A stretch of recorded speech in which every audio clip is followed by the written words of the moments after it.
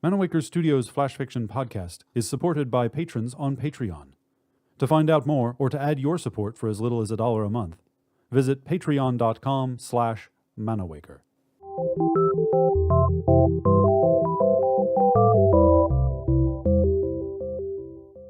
Welcome to Manawaker Studios Flash Fiction Podcast.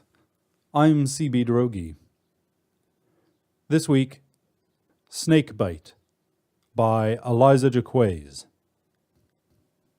Sweat stung Trish's eyes, and she scrubbed her face with the hem of her threadbare shirt. When the shirt was new, it stretched taut over her soft belly. Now it revealed the hollowed dimples of her rib cage as she lifted it. "Why is it called the library?" Susanna's youthful tones cut through the silence of the barren wasteland. "In the old days, libraries housed thousands of books," Lanny responded as she stirred the pot of what would have to pass as soup. Cactus water, flavored with old bones, cactus chunks, and whatever insects, snakes, and rodents happened to cross their path. "What's a book?" Thomas cut in predictably. Though they were siblings, he shared few features in common with Susanna. "It's how people used to pass along knowledge before the turn of the century, before information went digital." Lanny couldn't have been more than a child before the digital era began, when physical books were recycled as passé and replaced with space-saving tablets. Even Trish herself could count on her fingers how many times she'd seen an actual book, much less held one. "Digital?" Susanna asked. "Much like everything you know is kept here." Lanny tapped the young girl on the forehead. "There was a massive brain that stored all the information in the world, but that brain died and took with it everything we knew." "Oh," the girl worried at her cracked lips. "So why's this place called the library if the giant brain is dead and there aren't no more books?" "Trish, you've been there. Why don't you explain it?" Trish let out a slow breath and squinted at the kids. "Everyone makes their way to a library. Lanny said that digital was like a big brain of shared knowledge. Well, everyone who lives at a library has their own knowledge. What they read, what they've experienced, what they've been told. Each person is like a book." "So, even though I don't know anything, I can still go to the library?" Susanna asked. "Even human libraries need readers." Lanny set down the ladle and wagged a hand at Thomas. "Go tell the others dinner is served."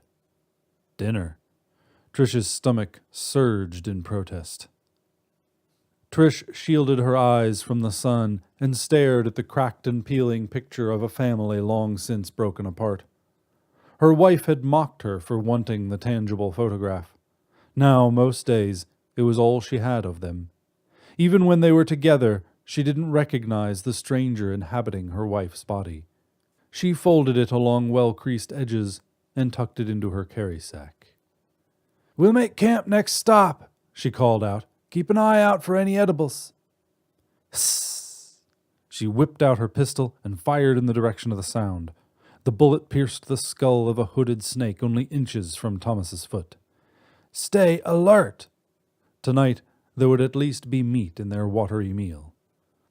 Thomas's lip trembled, and his eyes brimmed with tears as he stared at her.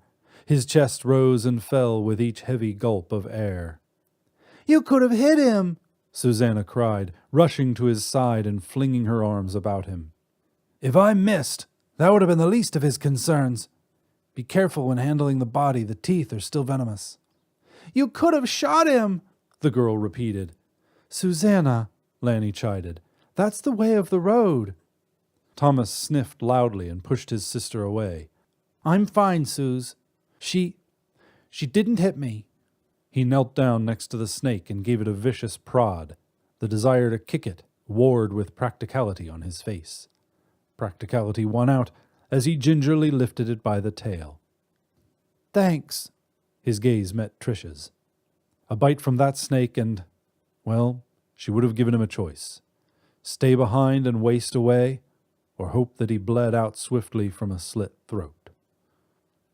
She had not always been that fast on the draw. Once, she would have taken the time to evaluate, to aim, to perfect the shot.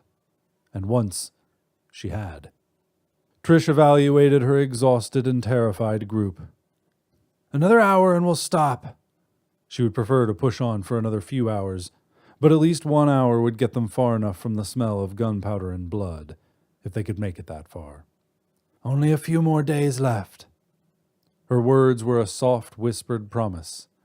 Through a mixture of coaxing, cajoling, and flat-out ordering, she managed to rally her group onto the road, or at least what she considered to be the road. She had traveled this path so frequently that her feet knew the steps to take, even when her mind wandered and she was worn to the bone.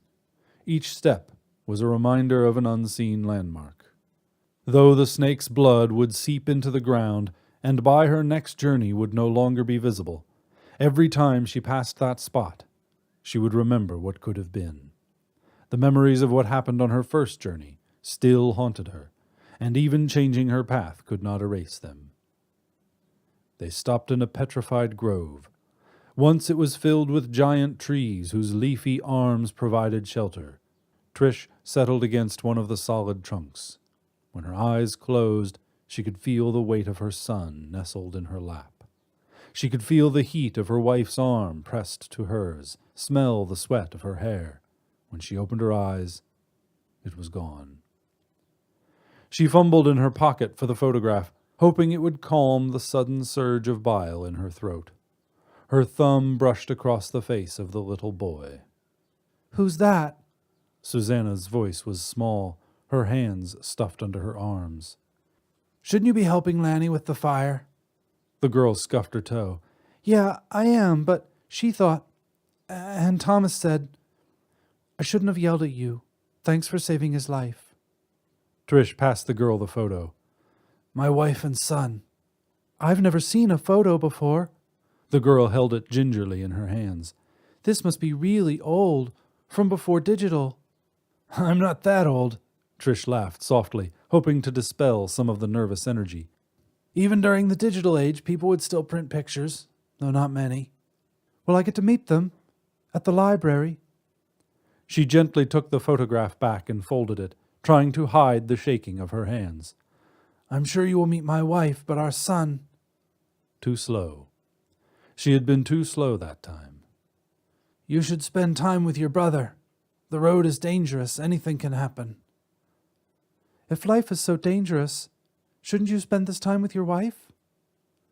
Trish closed her eyes and shoved the photo blindly into her bag. "I don't deserve to spend time with her." Susanna wrapped her arms around Trish. "I bet she misses you." Trish awkwardly patted the girl on the back. "It isn't that simple." This was her penance, the price she paid for leaving her son to die, because she had been too weak to hold the knife to his throat, too weak to let anyone kill him. He had been a fighter. A measly snakebite wasn't going to kill him. She had spent the night with him tossing feverishly in her arms, knowing he was in pain, but hoping. "I'm certain my wife will love to meet you. She will likely insist you stay with her." "And will you stay with us too?" Trish pressed her lips softly to the girl's forehead. Happiness is for people who deserve it. This has been Snakebite, written by Eliza Jaquays, and first appearing in Confabulator Cafe. For more information about Manawaker Studios' other projects, including books and games, visit manawaker.com, which is also where you should go to learn more about the authors featured on this podcast or to get details about submitting a story. The Flash Fiction Podcast theme song is by Kevin MacLeod. Manawaker Studios' Director of Dice is Ben Baston. I'm CB Droege. You can follow me on Twitter and Facebook at CBDROEGE. Thanks for listening.